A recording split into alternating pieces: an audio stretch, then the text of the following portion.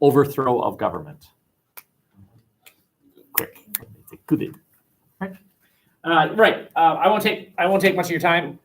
The intention is to cover a little bit of material and then get out your second paragraph and have at least a peer evaluate it. That's assuming you wrote the thing, that somebody else will read it, give it back, critique it, and then we'll do the same little exercise for tomorrow for paragraph 3. And you should have time in class today to write it. Sorry.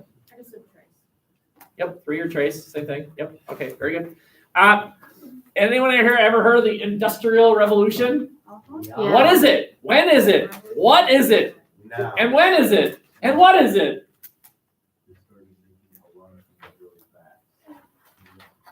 Yes, increase in production, correct. When?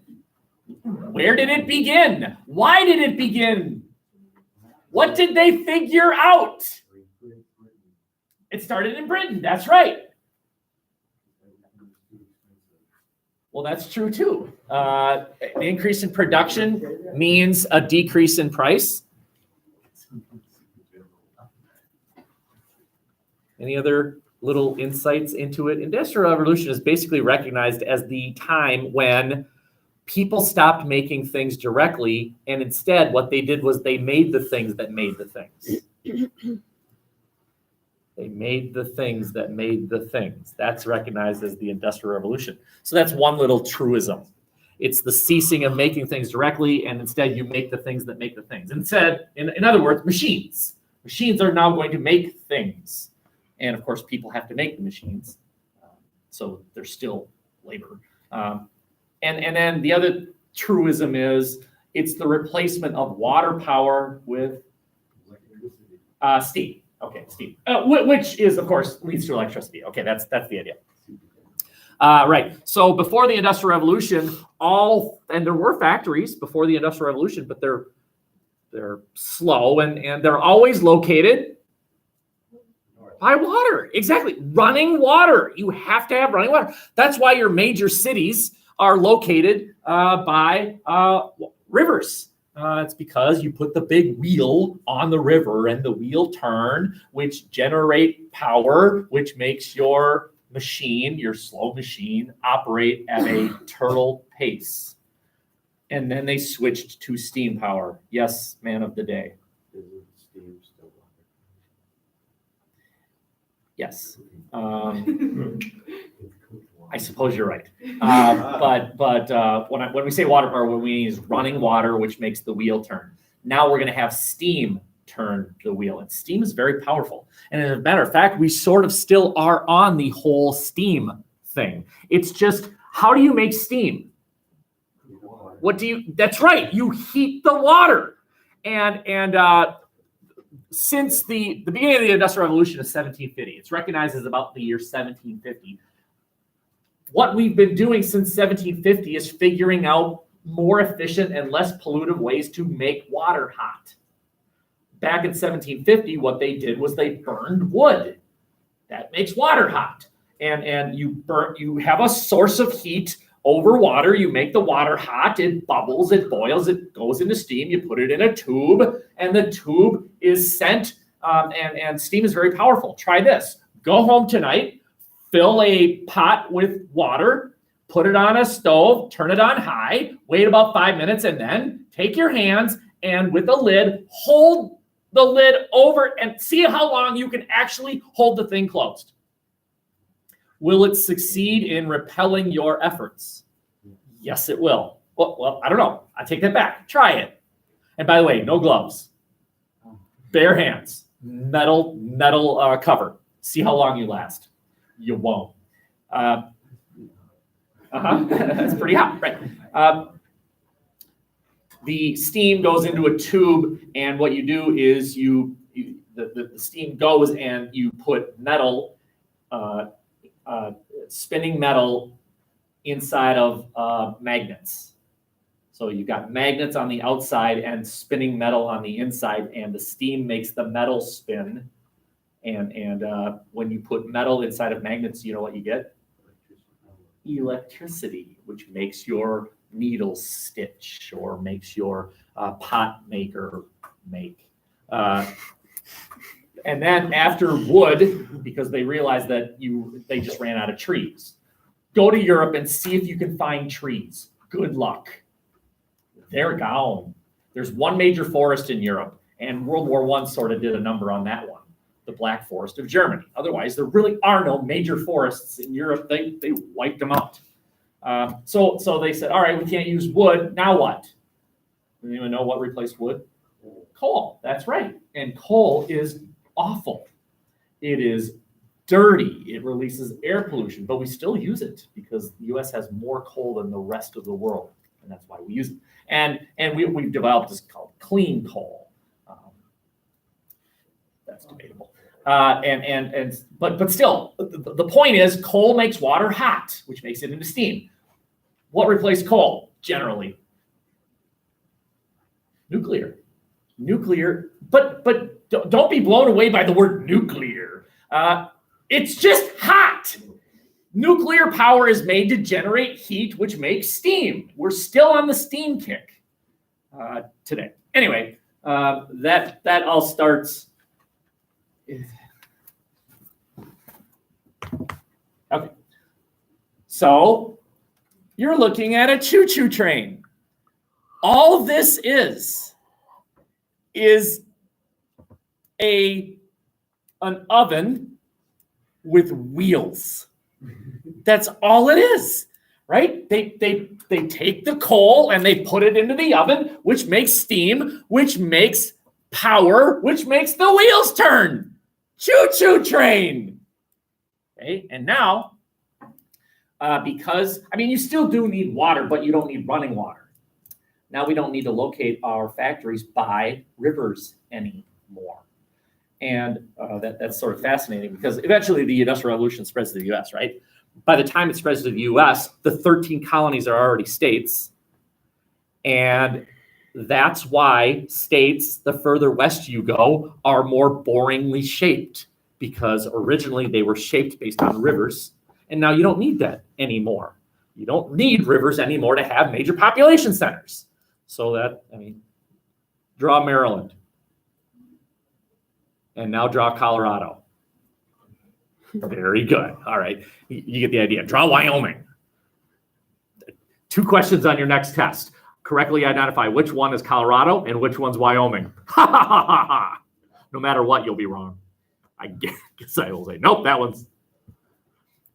Here's an example of what I'm talking about. All right, guess the movie, right? Guess the movie. Chewbacca. That's a character. Star Wars. Star Wars. Which one? Yeah, but I have a specific one in mind. Okay. 2. That was the one I was thinking of, damn it. Water replaced steam. The question is, where do you get the heat source? And the Industrial Revolution is really when they figured out coal. Coal is the heat source. And with this, you can do 2 major things that you couldn't do before. You can manufacture on a massive scale textiles, and you can make trains. Think about that. What's the major mode of transportation before trains? How do you haul massive amounts of material from point A to point B before trains? Water, right? Waterways. That's why canals were so important. Of course, you could put it on the back of your horse-drawn trailer, but that's not very efficient. It's very slow. That's why the Erie Canal is such a major thing. But now we have trains. What are textiles? I'm sorry? Cloth, right? And with cloth, you can make clothing, right? Textile is cotton, weaved cotton. And that's why it's such a big deal. Okay? This is going to have a huge impact on the U.S.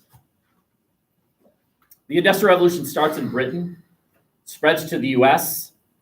The U.S. would become, right around the Civil War, the world's leading producer of cotton, textiles, And we would have more miles of train track than all of Europe, more than the rest of the world combined. We were all in on trains because we believed in westward expansion. Trains are a huge impact on the development of the U.S. That's an example of where a technology leads to the development of a country, and just the perfect timing of it, of the development of trains along with westward expansion. It just made westward expansion a thing. You're looking at the enemy of the Indians right there. Ooh, boy, trains. Not good for. Okay. So let's tell a story. So do you remember when I showed you a map of Europe and the Americas and Africa, and I introduced the idea, an economic idea, where it's sort of an early version of globalization. The owners would live in Europe. The location of the manufacturing or the production of cotton or tobacco was in America, and the labor came from Africa. Do you remember that? Hello? Yes, we remember that. Okay, well, same deal here. So let's tell a story. So we're going to grow our delicious cows out here. Right? We're going to have ranches and we're going to have farms. They're going to be out there, and we're going to take that and we're going to bring it to where the major population centers are. Well, that's out east. It goes that way, and I'm not really sure. It just goes from here to over here. We're going to produce and we're going to bring it over there. Okay, and then cotton is going to be grown in the south, and we got to get that cotton to where they're going to make that cotton into clothing. Well, where are the factories? In the north. So we have to feed our labor. We have to feed them. And so we're going to grow cows and we're going to bring them back east, whether feeding our factory workers or feeding our plantation workers. Those are slaves. The slaves are going to grow cotton and they're going to transport it north, where it's going to be made into clothing. In order to maintain this relationship, this economic relationship, we have to have lines of communication and we have to have lines of transportation. You have to be able to talk to each other and you have to be able to transport stuff from point A to point B. Well, that means the development of canals and railroads, choo-choo trains, and the development of a modern form of communication, cable. You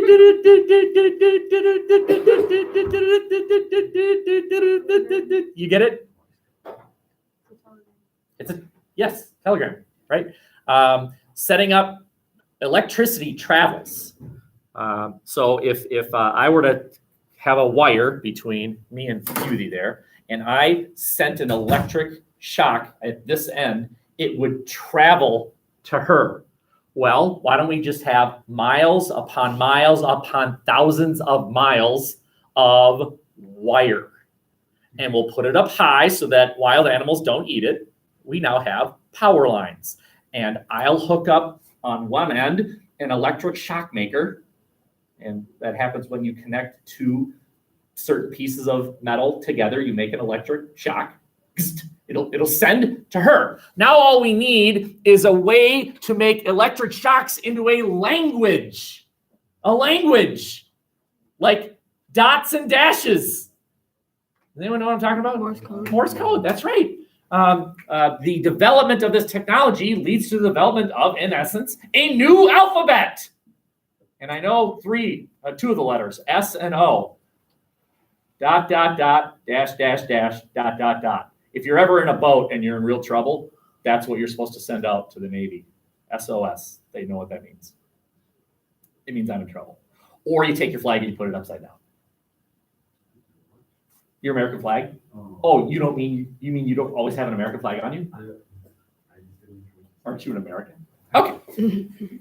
So we are now developing forms of transportation, forms of communication, and along those trains, we need to send delicious protein so that we can survive.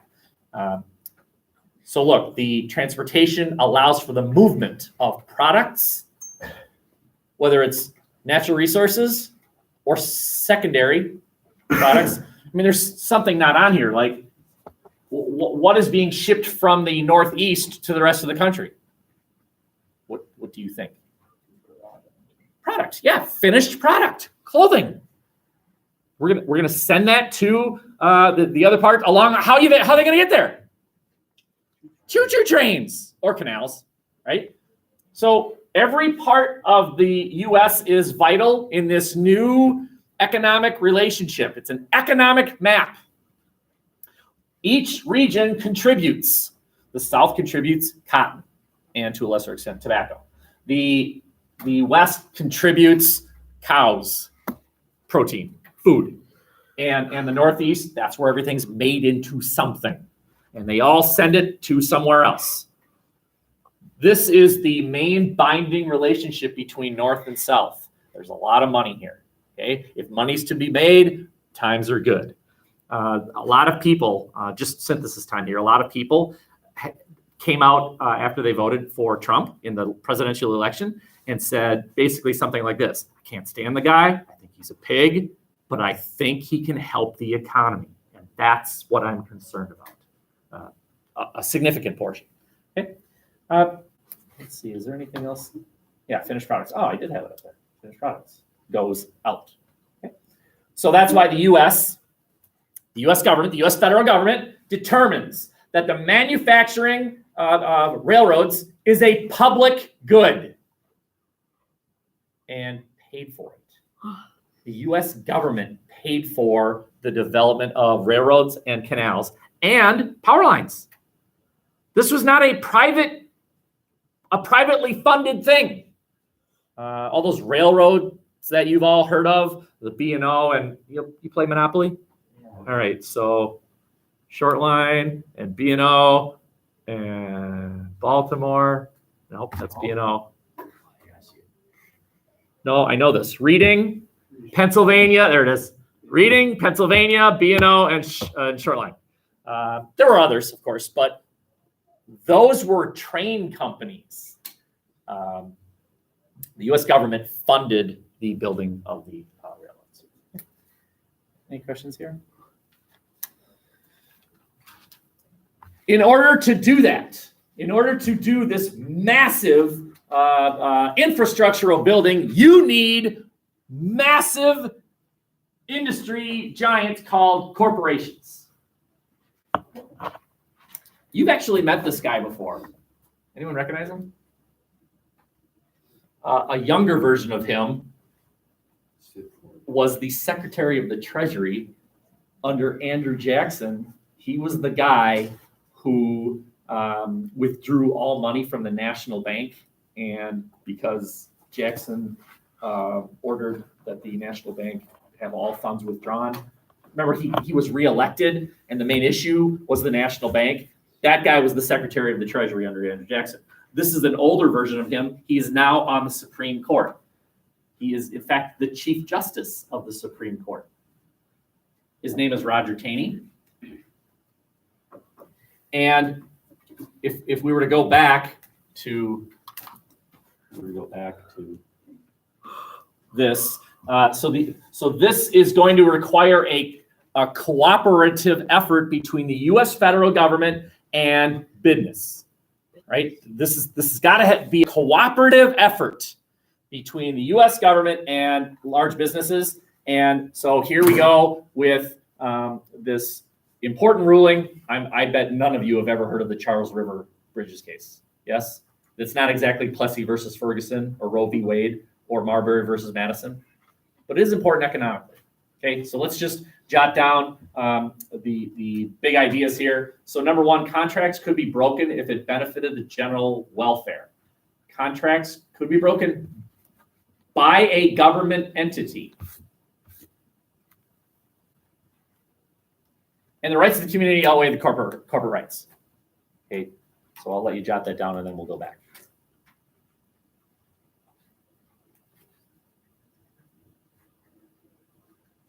It's the second one that's really the more important one.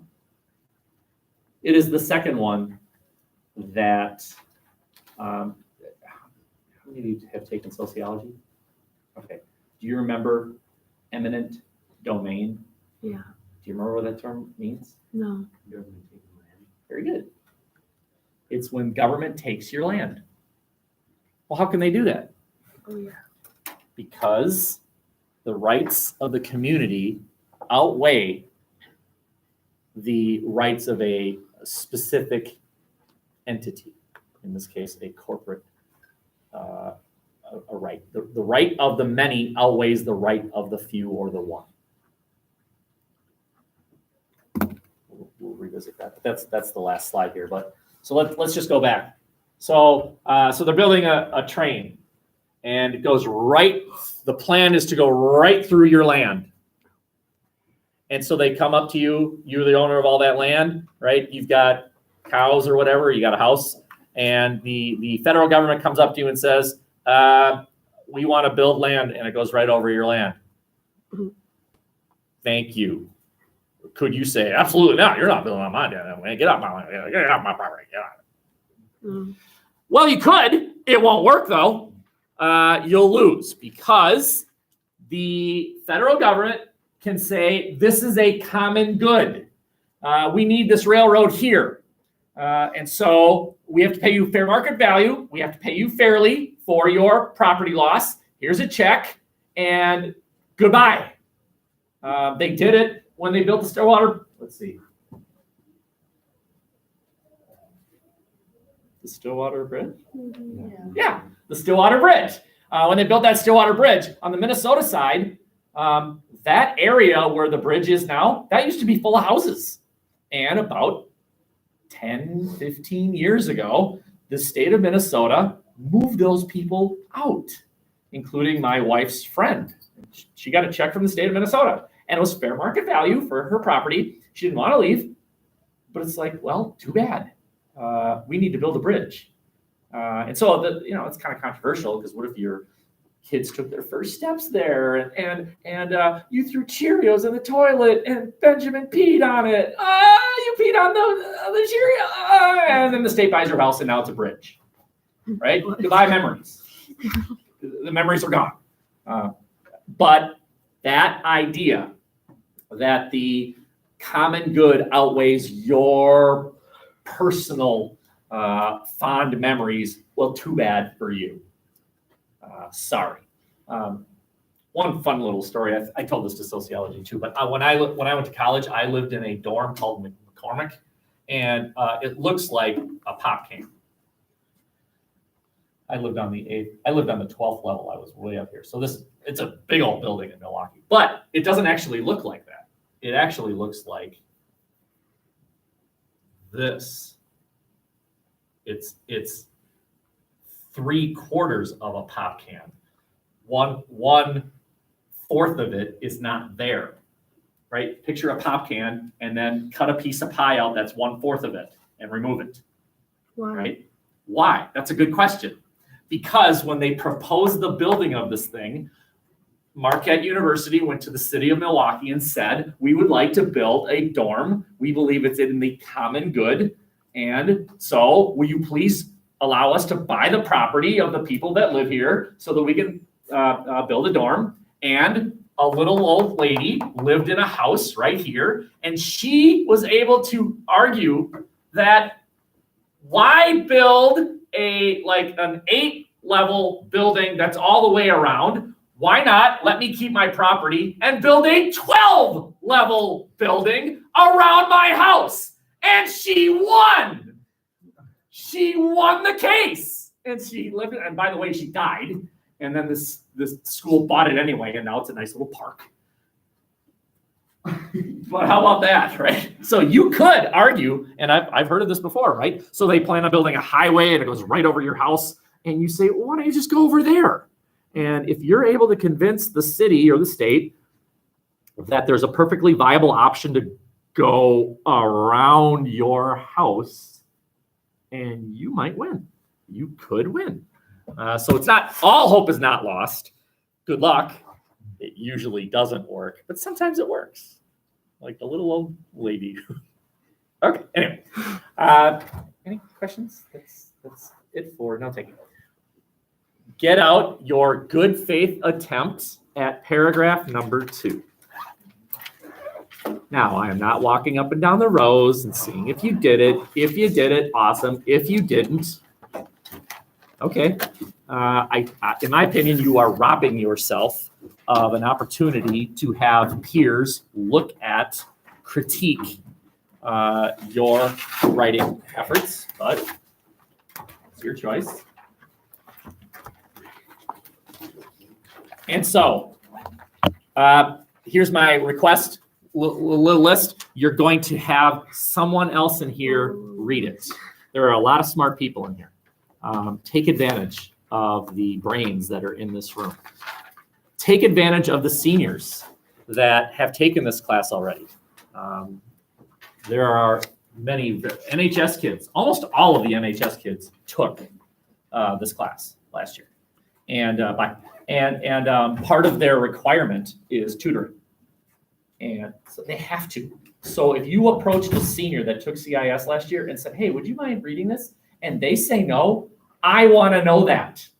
Find me, and then I have a feeling later that day they'll say, "Oh yeah, I've changed my mind," and they'll be happy to read your second paragraph. Okay. When you are given someone else's good faith attempt at paragraph number 2, rip it. Don't skim it and say it's great. You've done them no favors. Be a friend and rip that thing. Right? If you read a sentence and it doesn't make sense, tell them, like, I don't understand what you're saying here. This is confusing. Okay. And the blueprint is, where is it? Where'd it go? That checklist, right? The overall. Okay. I have one.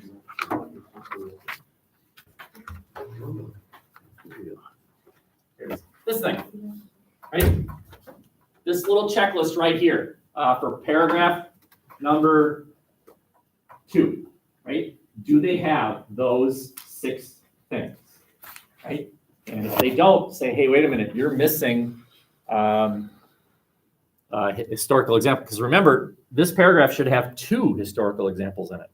One to somewhat acknowledge the argument has what appears to be validity, and then a second one to say, however, look at this. It's wrong, okay? And then maybe there's some synthesis there. That was optional, right? It's got to have synthesis eventually, and if it's not in this one, it's going to be in the next one, okay? And then give it back. And then your job is to address the criticisms and fix it. And can you write paragraph number 3 attempt for tomorrow? Can you do that? Okay. And on that piece of paper that I gave you yesterday, it's the other side. The Amante, I think it's the paragraph on Amante. So should we look at that right now? Let's take a look at that right now. So let's do that first before you critique the.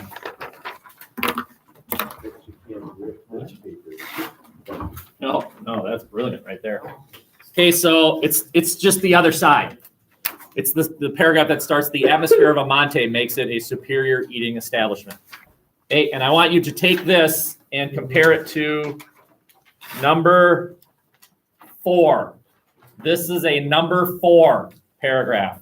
Identify the parts that are in there. Does anyone need a new copy of this? Which is great. I've got it right here.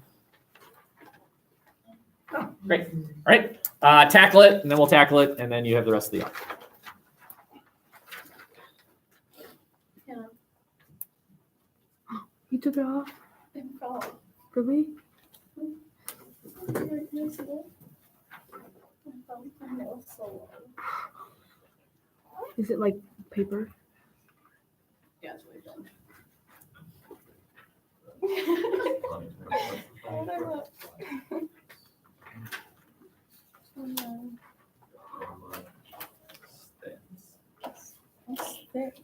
Mm-hmm.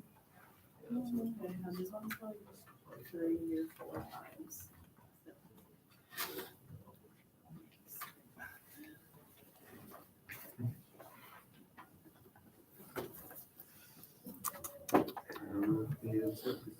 Human ecology. Matt?